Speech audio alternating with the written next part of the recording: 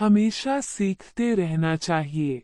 किसी गांव में एक कारीगर रहता था, जिसका एक लड़का था।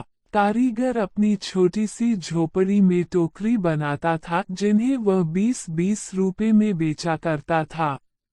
अब कारीगर बूढ़ा हो चुका था।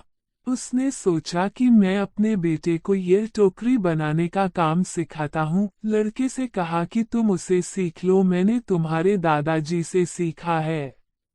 ये हमारी पीढ़ियों से चला आ रहा काम है, अच्छा काम है।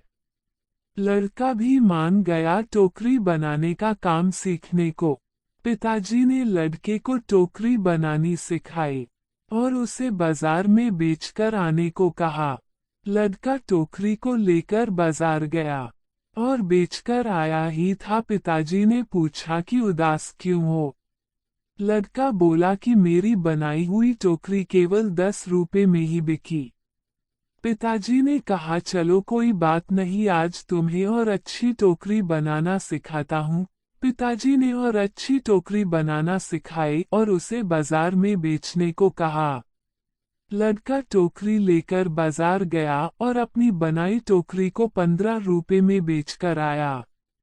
लड़का अब भी उदास था।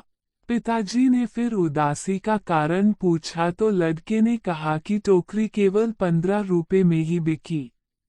पिताजी ने कहा कोई बात नहीं, धीरे धीरे तुम्हारी बनाई हुई टोकरी अच्छे दामों में बिकने लगेगी। तुम अच्छे से टोकरी बनाना सीखते रहो।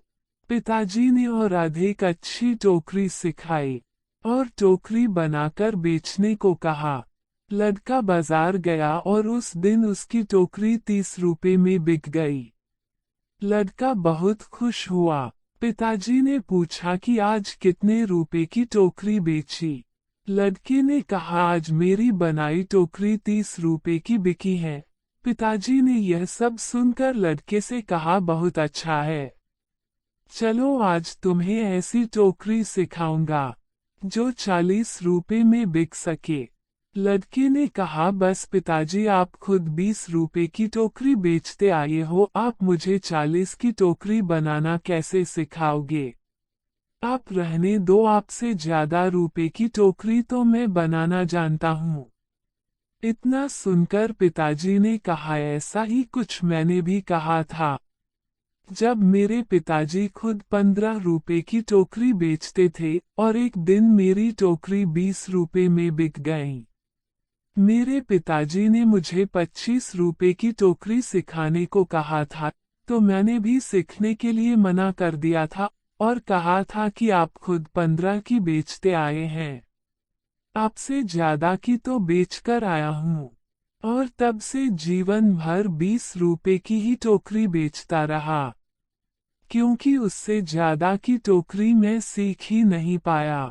ये कहानी हमें सिखाती है कि थोड़ा सा सीखने पर यह घमंड नहीं होना चाहिए कि अब मैं सब कुछ जानता हूँ, क्योंकि ऐसा हो सकता है कि हर कोई कुछ ना कुछ आपसे अधिक जानता हो।